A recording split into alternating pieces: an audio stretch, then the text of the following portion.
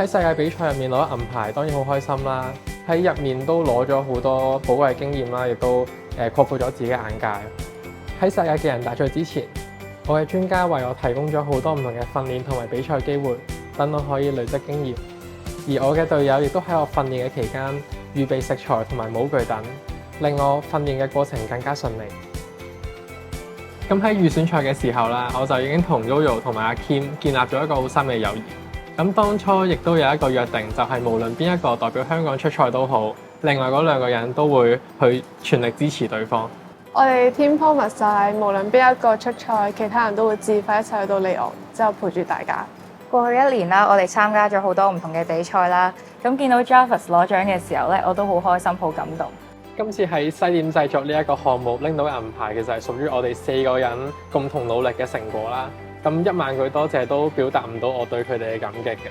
咁亦都好特別多謝 Roger 啦，佢令我有呢個機會去代表香港參加比賽，亦都喺我背後默默咁樣支持我，同埋好耐心咁指導我。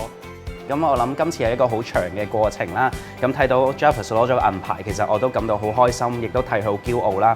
咁除咗佢之外，其實兩位另外嘅選手咧都進步咗好多啦。今次能夠為香港攞到一面嘅銀牌，亦都係第一次啦。咁我覺得為我哋成個團隊都感到好驕傲嘅。VPAD 將我嘅興趣變成專業，改寫咗我人生嘅路向。